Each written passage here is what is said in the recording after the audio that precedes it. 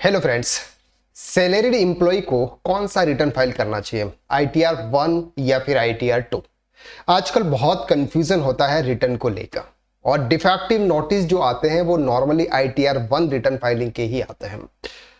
Actually ITR 1 जो file होता है वो आपकी 3 इनकम अगर होती है, यानी कि सैलरी से इनकम होती है, इनकम फ्रॉम हाउस प्रॉपर्टी से होती है या फिर इनकम फ्रॉम अदर सोर्सेज से होती है। इन 3 हेड से अगर आपको कोई भी इनकम होती है तो उसके लिए ITR 1 फाइल करना होता है। या फिर आपकी इनकम 50 लाख रुपए तक है सालाना तो आपको ITR 1 फाइल करना है।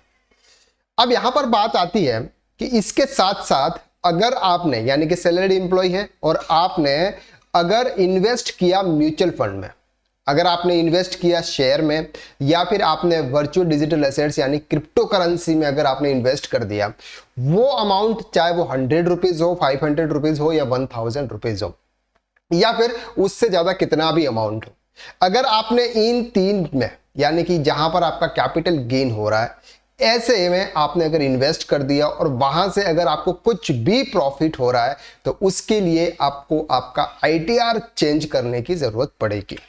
वो कौन सा ITR से है सर? ITR 2।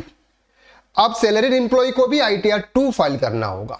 नॉर्मली सभी ने ITR 1 फाइल किया और उन्होंने शेयर में भी इन्वेस्ट किया था, म्यूचुअल फंड परचेज किए थे, वहां से उनका capital gain short term mutual fund था, उन्होंने रिडीम कर दिया था और वहां से उनको इनकम हुई थी और इनकम पर उन्होंने टैक्स पे नहीं किया था, यानी कि सिर्फ ITR 1 फाइल किया था, सैलरी दिखा दी थी, इनकम फ्रॉम अदर सोर्सेज, और उन्होंने रिटर्न वेरीफाई कर दिया।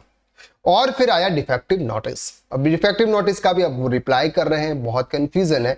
अब यहां पर है कि सर ITR 2 किसको फाइल करना है? जिसकी इनकम सैलरी से हो, जिसकी इनकम हाउस प्रॉपर्टी से हो, जिनकी इनकम अदर सोर्सेज। अब साथ में म्यूचुअल फंड से अगर आपकी इनकम है, शेयर मार्केट में अगर आपने इन्वेस्ट किया, चाहे वो इन्वेस्ट किया हुआ है या ट्रेड कर रहे हैं तो फिर आपको सर ITR 3 फाइल करना है।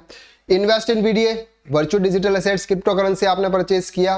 कैपिटल गेन, अगर आपका कोई भी कैपिटल गेन, चाहे आपने लैंड सेल की, आपने कोई घर सेल किया, आपने कोई गोल्ड सेल किया, किसी भी चीज का अगर आपको कोई भी कैपिटल गेन होता है सैलरीड एम्प्लॉय को, जिसको जॉब करता है और उसने अगर कोई भी एसेट अगर सेल की और वहां से अगर उसको कैपिटल गेन हो रहा है तो उसको ITR 2 फाइल करना है। और साथ में अगर आपकी एग्रीकल्चर इनकम है और उस एग्रीकल्चर इनकम की जो वैल्यू है वो 5000 रुपीज से ज्यादा है, 5000 रुपीज से ज्यादा अगर आपकी वैल्यू है तो आपको ITR 2 फाइल करना है। तो यह भूल जाइए कि सर सैलरीड एम्प्लॉय के लिए सिर्फ और सिर्फ ITR 1 है।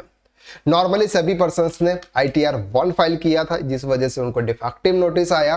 तो आपको यह ध्यान लगना है कि जब भी आप फाइनेंशियल ईयर 24-25 असेसमेंट ईयर 25-26 का रिटर्न फाइल करें तब आपको फॉर्म राइट चूज करना है, यानी कि आपको ITR 2 चूज करना है, ITR 1 आपको चूज नहीं करना है। आई होप कि इस वीडियो के अंदर हमने जो कुछ भी देखा वो आपको इजीली क्लियर हो गया। तो आज के लिए बस इतना, नेक्स्ट वीडियो में हम फिर मुलाकात करते हैं, तब तक के लिए थैंक यू सो मच।